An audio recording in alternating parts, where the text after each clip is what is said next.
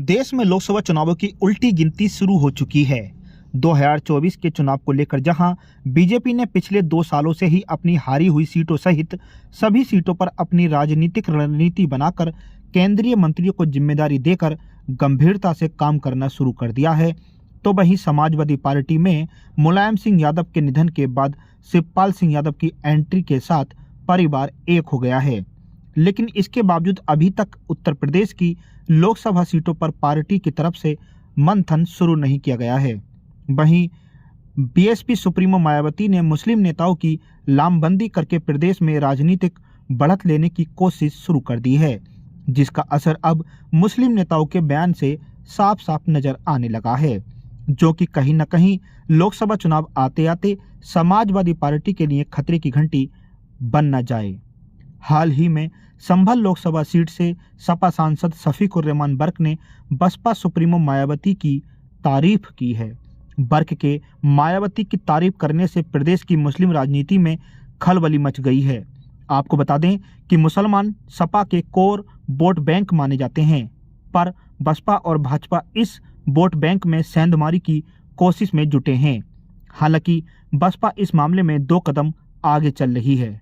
सपा सांसद ने जिस तरह से मायावती को मुसलमानों का हितैषी बताया है और कहा है कि देश को मायावती की जरूरत है, उन्होंने मुसलमानों के लिए बहुत कुछ किया है।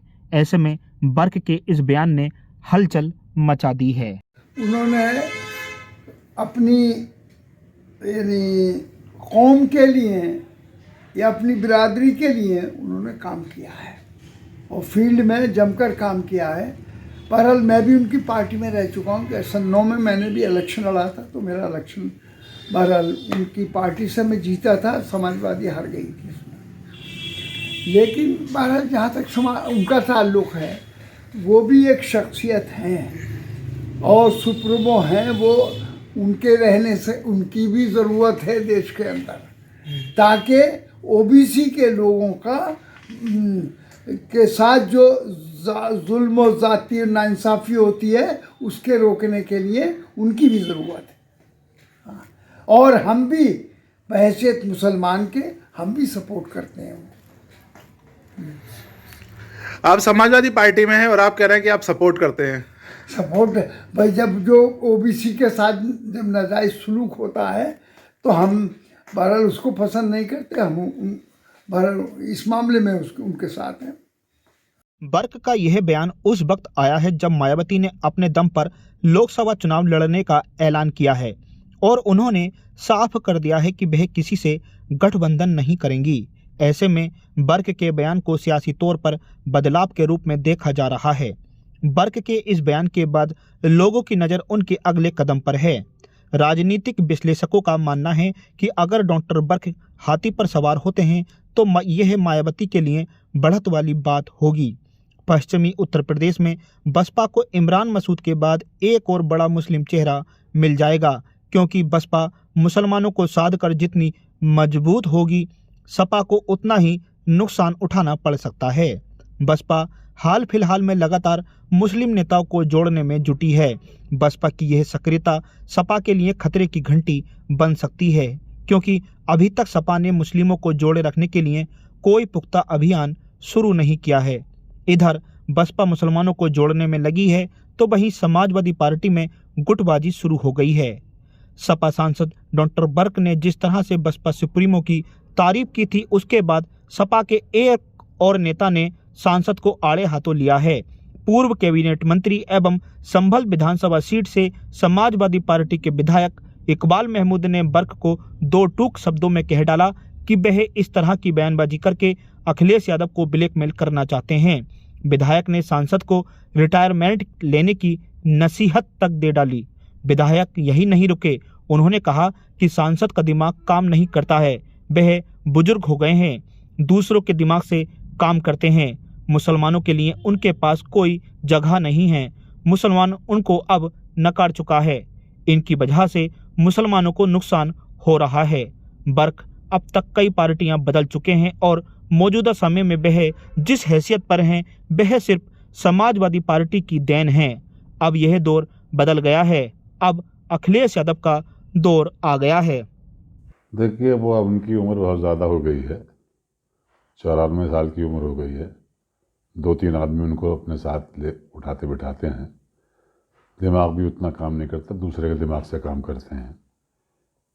मुसलमानों के लिए उनके पास कोई जगह नहीं है। मुसलमान उनको नकार चुका है। और ये वो लोग हैं जिनकी वजह से मुसलमानों को और नुकसान हो रहा है। ये हों या MIM वाले हों, ये दोनों एक ही तरह के बयानात देते हैं जिससे पार्टी को नुकसान होता है, जिससे मुसलमानों को नुकसान होता है। हमारा इस तरह का बयान कोई नहीं होता। ये लोग, ये बात तो ये सिर्फ इस बहुजन की तारीफ नहीं करता, ये तो कई पार्टियां बदल चुके हैं। शुरू से देखिए, मेरे ख्याल में 6-7 पार्टियां ही लोग बदल चुके हैं अपनी। ये जिस हैसियत पे आज पहुँचे हैं वो सिर्फ और सिर्फ समाजवादी पार्टी की देन है। ये बयान उन्होंने जानबूझकर उन्होंने नहीं दिया, बल्कि दिलवाया गया है कि ये बात कहोगे तो तुम्हारे साथ जो है अखिलेश यादव की होगी कि ये भाग जाएंगे। ये धौंस देने की बात है, ये उनको ब्लैकमेल करने की बात है। इस तरह की कोई बात नहीं है। अब उनको खुद ब खुद ही राजनीति से रिटायर हो जाना चाहिए। मुसलमानों को बहुत मुसलमान पिट चुका, अपने बयानों से और ना पिटने दें उन्हें। यही उनका बहुत बड़ा हाथ होगा मुसलमानों के लिए। सर, एसपी सांसद ने यह भी कहा है कि समाजवादी पार्टी जुल्म नहीं रोक पाई है और ओबीसी समुदाय पर जुल्म रोकने के लिए मायावती की जरूरत है। क्यों भाग गए मायावती को छोड़ के? फिर 2009 में ये बहुजन समाज पार्टी से खड़े हुए थे, तो फिर क्यों उन्हें निकाल दिया गया था? ये खुद छोड़ के भागे थे, उन्हें निकाला गया था। अगर वो पार्टी अच्छी होती तो इनको क्यों निकालती मायावती? ये निकाले गए थे वहाँ से। और ये हमारे माननीय नेताजी मुलायम सिंह यादव जी का ही उनके ऊपर करम और रहम रहा कि उन्होंने अपनी पार्टी में लेके उन्हें दोबारा टिकट दे दिया। अब ये दौर बदल गया, अब अखिलेश यादव जी का दौर आ गया है। इस दौर के अंदर युवाओं को चांस मिलेगा, युवा लोग आगे बढ़ेंगे। ये सीट छोड़ें, 94 साल की उम्र हो गई, चला फेरा जाता नहीं। 4 आदमी साथ लेकर चलते हैं जो उठाते बिठाते हैं। अब कोई युवा आना चाहिए जिसकी ज़रूरत है। आपको बता दें कि अखिलेश यादव 2024 के लोकसभा चुनाव के लिए पूरी तरह से जुट गए हैं और ऐसे में जिस तरह से पार्टी के भीतर इस तरह की बयानबाजी देखने को मिली है, ऐसे में अखिलेश यादव का 2024 का मिशन सफल हो पाएगा, यह कह पाना मुश्किल दिख रहा है। बहरहाल सपा नेताओं की बयानबाजी के बाद अब राजनीतिक हलचल तेज हो गई है। अब देखना यह होगा कि अखिलेश यादव अगला कदम क्या उठाते हैं। इस मुद्दे पर आप क्या सोचते हैं? कृपया करके कमेंट्स बॉक्स में अपनी राय अवश्य दें। साथ ही हमारे चैनल को लाइक, शेयर और सब्सक्राइब करना नहीं भूलें।